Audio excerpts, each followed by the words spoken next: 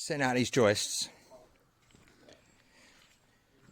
if you've got 400 centres, the bigger circumference is where you start, and then they should get smaller going back to the smaller circumference. So it's basically like a fan. So what you'll have is, if you went 400s off the wall from the smaller circumference, as they fan out, they get bigger.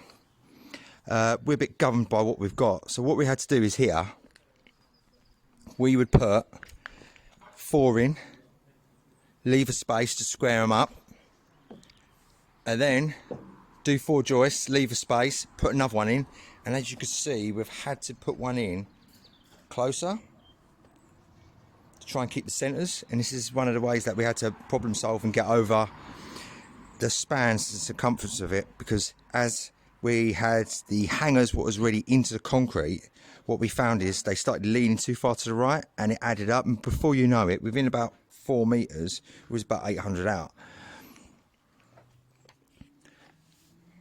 Also, a couple of factors to take in consideration is we lazed this all the way around, and we double checked everything, because what we want is the joist to go over the concrete wall. But also what we've got to think about is the outlet pipes. So with our pipes, it's okay saying, look, I've got the bottom of it to make our joist, but how thick is the bottom of the joist? Because the pipe's got to come through and through the joists. So when you actually look at the posi joists, the angle 45 outwards to the furthest point, that's the top. All the tags facing the same direction, all the tops top. So that's easy to get that flow of whatever you're putting through. Now what I like to do is cut off one end and keep them all the same, but if you've got to start taking too much off, what I'll do is set up a guide on my skill saw and say, let's say for example, I'll take 25mm off all off one side, then when it comes to the other side I'll take some off, and then I could split the difference, but at least it's all parallel from one side. The box gutter, we're scribing in 300 parallel all the way round. Josh is going to do a nice firming piece out of ply to get the curve rather than little wood blocks, which is an option. And we're going to put 5 outlets, is that correct? Yeah. 5 outlets through here, so we can keep the pitch as steep as possible but as low as possible for the outlets. And it's worked in our favour really. Instead of putting ply down and trying to scribe it in both sides, what we can do is now is cut them a little bit longer, lift the ply up and put the ply on top of the ply that we're going to put down as the base, and that gives us a scribing point and make it easy. So first of all, we'll just scribe it into this back wall, put the box gutter on top of it, scribe it again, and then obviously we could put our firm pieces down and put the ply on top, and the set of text goes on top.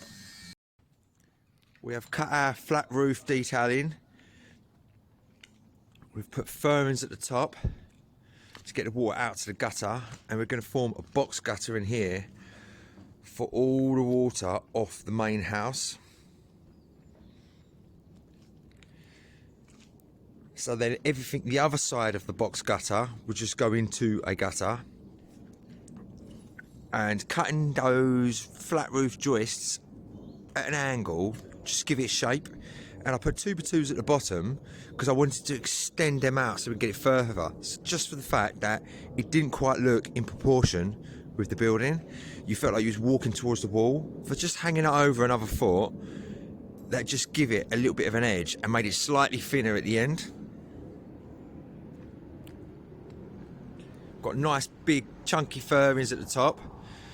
That way we could fix our box gutter into it.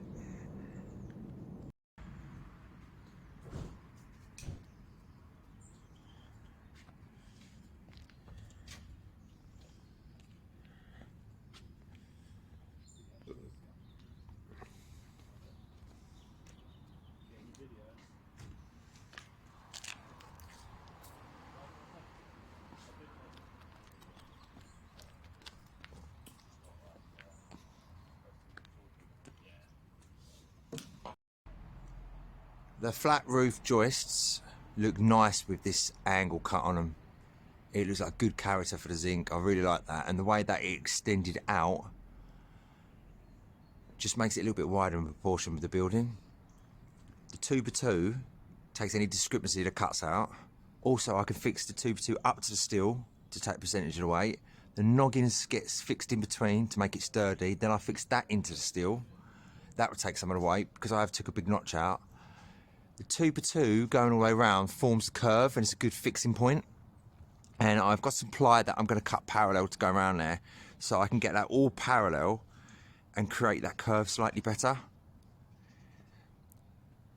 They all start from the same measurement off the wall, and they're all finished at the same measurement at the end of the flat roof. And I've had to cut the furrings individually to suit, so it works for the ply, the upstand. Works well. So this afternoon we're making the box gutter on this section of the roof. As you can see, it's curved.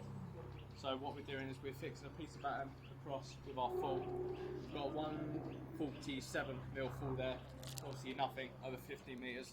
So we worked out our full per metre, and then using that calculation we've used it to work out how long our furrings want to be. Now because this furring's on a curve, we've got two pieces of 80mm OSB fixed, and I've got a block that I'm using parallel to create the curve and just to follow the curvature of the building. Yeah, that's how it's going. Oh yeah, cool. And then we have the furring pieces on top of the joists, and then we have the ply and Celotex, and everything will fall into this box cutter perfectly.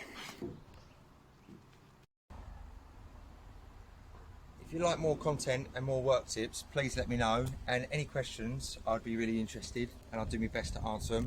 Also, if you don't like what I'm posting, let me know. I would like your feedback too. Either way, positive feedback. And subscribe to the channel, and please put a like there, help the algorithms. It really helps.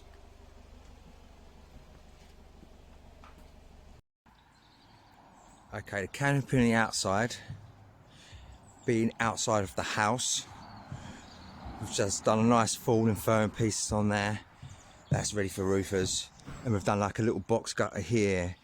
And what we've done is we've done it like this, so everything that comes off of this roof will fall into this section and flow all the way around down there to the outlet. We've raised that slightly higher at the end there because that's the outside. It doesn't need 150 Celotex, and that needs to match the section which is above the house rooms, which is getting 150 Celotex. So that will be continuous flow all the way through around here.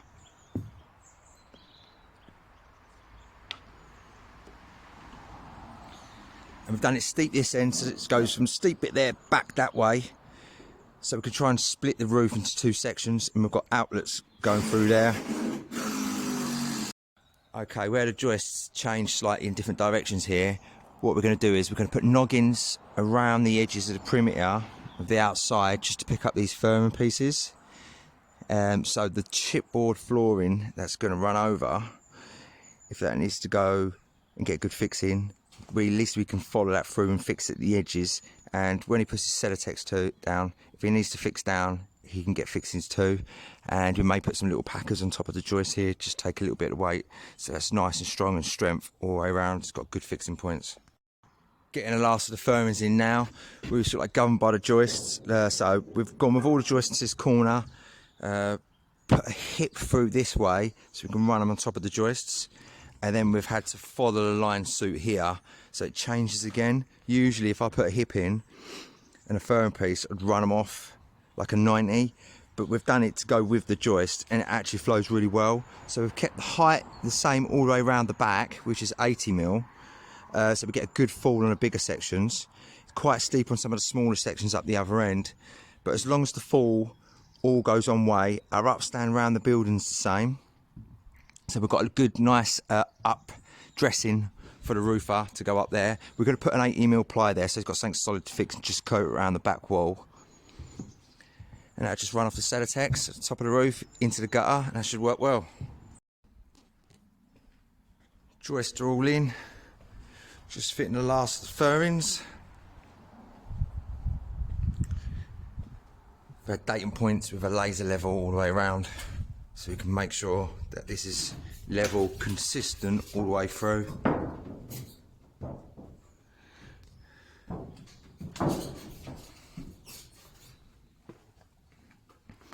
Works well, the underside works well with all the outlets. Cut over there in the wrong place, but that's fine. We've worked it all to the main ones. So everything comes out, everything get travelled through the joists. Works really well with the bottom, the top, all the upstands. A lot of little factors to take in consideration. Nice. Been laying the boards long ways, parallel to the wall. I've kept the space parallel from each end, and I've just scribed that round with a piece of timber. I'll put that tight against the wall. Usually I leave a 10mm expansion, but it's polystyrene, so whether there's 5mm, it's fine. There's enough there for movement. And then the box gutter, just laid on top, and then we just scribe that in, and that works out well. We've got all the falls on their furrings on the ply, which started off curve, going into the straight bit now. So we're on a home run. Last little bit, nice to get this done. 30mm gap for the airflow from the timber. But when you follow this line down, the further away you come, the more that closes the gap up. So if you look, you can have 30mm there, but when you come down here, you can see where the ply set back, that it hits it. So I just put a little notch to get my straight edge of the line of the roof, and I'm just going to make it a 20mm gap. That way, I've got a nice ventilation, and I've got a good upstand with all the Celotex.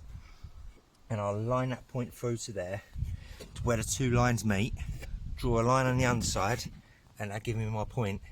And we'll do that every 4 points, every 4 2x2s, ping a line, work our way round, lovely.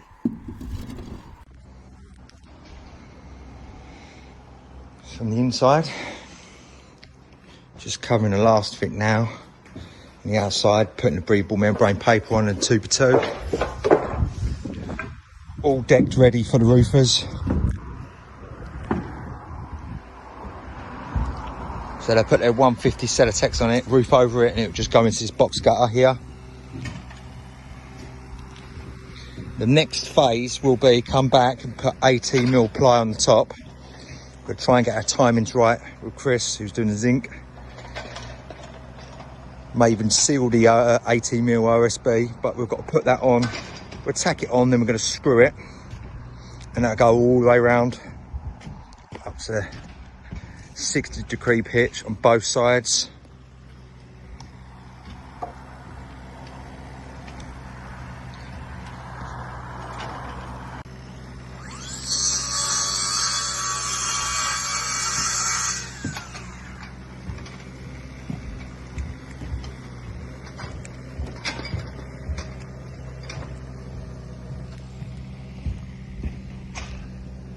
Where this is all getting Celotex, that's on the outside of the building. So we just built it up, Celotex will run into it, roof goes straight over.